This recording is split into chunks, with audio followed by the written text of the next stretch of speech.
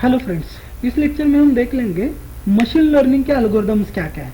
First things मैं clear करता हूँ कि हम यहाँ पे सिर्फ अभी थियोरेटिकल देखने वाले हैं। जैसे जैसे हम आगे बढ़ेंगे विथ प्रैक्टिकल, यहाँ पे जितने भी मैंने आपको एल्गोरिदम बताया है वो हर एक एल्गोरिदम हम प्रैक्टिकली देखने वाले हैं।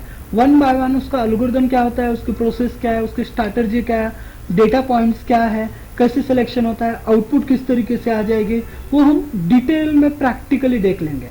लेकिन उससे पहले मशीन लर्निंग के एल्गोरिदम्स कौन से हैं, एनालॉजिक एल्गोरिदम कौन से वो पहले स्टडी कर लेते थे, जान लेते, समझ लेते उसको, बाद में उसको हम प्रैक्टिकली वन बाय वन देख लेंगे। ओके, तो पहला तो है मशीन लर्निंग के एल्गोरिदम्स क्या क्या होते हैं और मशीन लर्निंग के एल्गोरिदम कौन से हैं। तो machine learning is an backbone of the various AI application, क्योंकि मशीन लर्निंग जो है बैकबोन है। जो भी हम मशीन लर्निंग आर्टिफिशियल इंटेलिजेंसी के एप्लीकेशन जो यूज करने वाले हैं उस एप्लीकेशन की बैकबोन हम समझते हैं हमारी मशीन लर्निंग को, क्योंकि उसके अंदर जो डेटा आ रहा है उस डेटा को प्रोसेस करना, क्लियर करना है, डेटा को क्लासिफिकेशन करना है, वो पूरा हम इसके अंदर समझ लेते हैं। तो उसके लिए are is broadly categorized into the main type supervised learning algorithms, unsupervised learning algorithms and reinforcement learning algorithm. ये तीन टाइप के आपका एल्गोरिथम्स है। तो पहले समझ लेते हैं सुपरवाइज्ड लर्निंग क्या है। तो सुपरवाइज्ड लर्निंग इज ना लेबल डेटा। आपके पास जो भी डेटा आने वाला है उस डेटा को क्या करना है, लेबल्स के अंदर कन्वर्ट कर लेना है। लेबल डेटा है वो। लेबल डेटा मीन्स क्या, लेबल डेटा मीन्स किस तरीके से आपका लेबल डेटा होता है।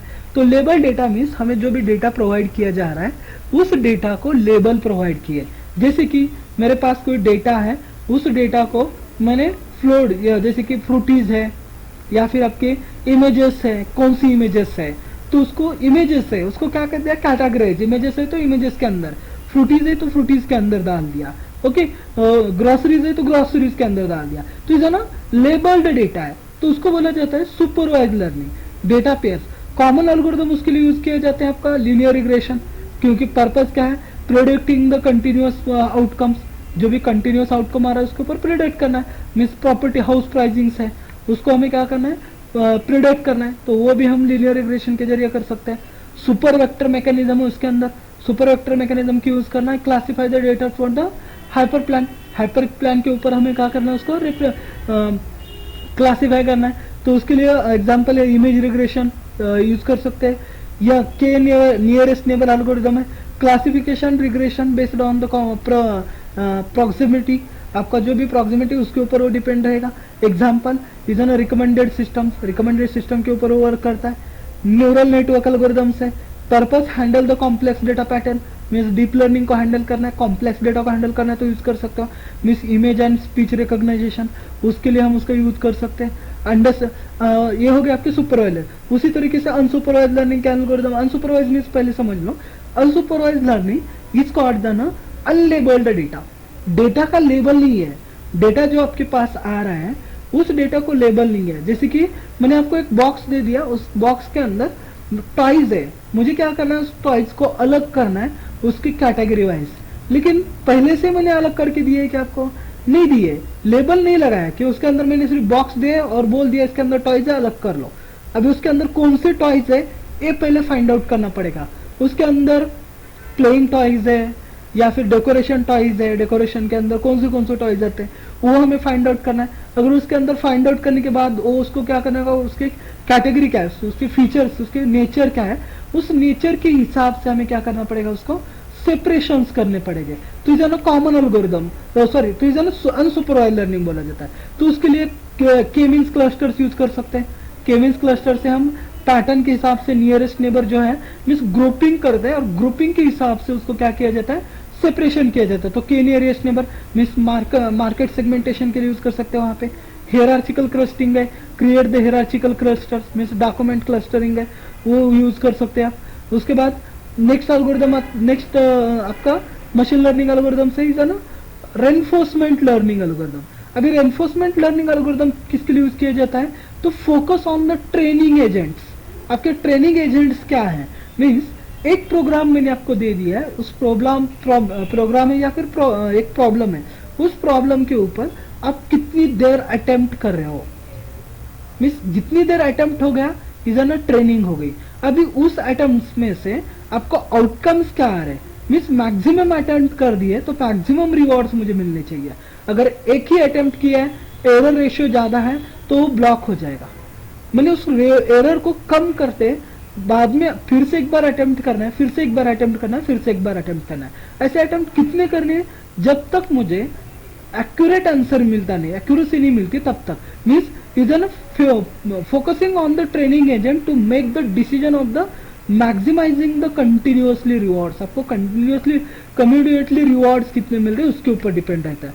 तो उसके लिए हम यूज कर सकते हैं एल्गोरिदम, क्यू लर्निंग एल्गोरिदम है, डीप क्यू नेटवर्क एल्गोरिदम्स है, तो वो यूज कर सकते हैं। गेमिंग के लिए हम क्यू लर्निंग का यूज कर सकते हैं, जैसे टिकटॉक टिक का गेम है आपका, उसके लिए यूज कर सकते हैं। या फिर ऑटोमेटिक ड्राइविंग कार है, तो उसके लिए डीप लर्निंग का यूज कर सकते हैं, डीप नेटवर्क का। तो ये एल्गोरिदम हम उसके अंदर यूज करते हैं। ये एल्गोरिदम हो गया आपके रिग्रेशन एल्गोरिदम। उसी तरीके से क्लासिफिकेशन की भी एल्गोरिदम्स है। क्लासिफिकेशन मीन्स डेटा को क्लासिफाई करना है। तो classification algorithm is are the subset of the machine learning techniques used to categories the data into the predefined classes. आपके जो भी प्रीडिफाइंड क्लासेस है, उस प्रीडिफाइंड क्लासेस के हिसाब से, मीन्स लेबल जो आपने प्रोवाइड किए, उस लेवल के हिसाब से आपको क्या करना है, उसको क्लासिफाई करना है। तो उसके लिए लीनियर रिग्रेशन या फिर लॉजिस्टिक रिग्रेशन यूज कर सकते हो। लॉजिस्टिक रिग्रेशन जैसे कि समझ लो आपके पास कोई डेटा है, उस डेटा में से आपको फाइंड आउट करना है कि मेल्स कितने हैं, फीमेल्स कितने हैं, या फिर हाइट के हिसाब से आपको फाइंड आउट करना है। तो उसके लिए लॉजिस्टिक रिग्रेशन यूज कर सकते हैं। जैसे लीनियर मॉडल प्रोसेस क्या है उसकी, बाइनरी क्लासिफिकेशन टास्क है, ट्रू और फॉल्स में 0 और 1। How it work is an compute the probability using the sigmoid function. Sigmoid function use करके हम उसको यूज कर सकते हैं। एग्जांपल, मेल स्पैम है या नहीं है वो चेक करने के लिए। सपोर्ट वेक्टर में मैकेनिज्म, लीनियर डेटा या फिर नॉन लीनियर डेटा है। पर्पज क्या है, classify the data by finding the optimal hyper plan. आपका ऑप्टिमल हाइपर प्लान निकालना है, तो उसके लिए यूज किया जाता है। Means maximum, how it work, maximum the margin between the support vector, जो मार्जिन है उसको कम करना है। ओके, एग्जांपल इमेज रिग्रेशन का यूज कर सकते हो, या फिर डिसीजन ट्री एल्गोरिदम है, डिसीजन ट्री एल्गोरिदम भी आप यहाँ पे यूज कर सकते हो। पर्पज क्या है उसका, डिसीजन ट्री का, classifying the learning the sigmoid simple decision making, simple decision, rule based decision ले रहे हैं तो यूज कर सकते हैं आप उसका decision tree. Next algorithm use कर सकते हो आप वहाँ पे रैंडम फॉरेस्टिंग है, इम्प्रूव द एक्यूरेसी। जो आपने डिसीजन ट्री में यूज किया उसकी जो भी एक्यूरेसी है, उस एक्यूरेसी को क्या करना है, इम्प्रूव करना है। तो इम्प्रूव करने के लिए हम रैंडम फॉरेस्टिंग का यूज कर सकते हैं। के नियरेस्ट नेबर है, ग्रुपिंग करना है, classify the data point based on the majority. जिसकी मेजोरिटी ज्यादा है उसके हिसाब से हमें क्या करना है, ग्रुपिंग करना है। तो उसके लिए के नियरेस्ट नेबर एल्गोरिदम में हम यूज कर सकते हैं। या फिर naive Bayes classifier. Naive Bayes is an probabilistic work will with the categorical data and assumption features are the independent features है, उसके हिसाब से यूज कर सकते हैं। Okay, how it work, use the Bayes theorem to calculate the probability for the each class. जो भी probability class है उसके हिसाब से मीन सेंटिमेंट एनालिसिस करना है, तो सेंटिमेंट एनालिसिस के लिए हम यूज कर सकते हैं। तो ये is all about the machine learning algorithm. अभी जो भी एल्गोरिदम्स आपको बताया थ्योरेटिकली किसके लिए, उसका पर्पज क्या है, वो हम नीचे वाले आगे वाले लेक्चर्स में हम क्या करेंगे, उसको डीप में सॉल्यूशन के साथ समझ लेंगे, प्रोग्राम के साथ उसको रन कर लेंगे। इस पाइथन का प्रोग्राम है, उसके लिए हमने जो लाइब्रेरी इंस्टॉल की है, उस लाइब्रेरी की नोटबुक जो जुपिटर नोटबुक जो लाइब्रेरी हमने इंस्टॉल किया, उसी के साथ उसको रन कर लेंगे। उसके साथ साथ उसको जो नेसेसरी लाइब्रेरीज लगने वाली है वो भी हम नेक्स्ट लेक्चर में देख लेंगे। Thank you.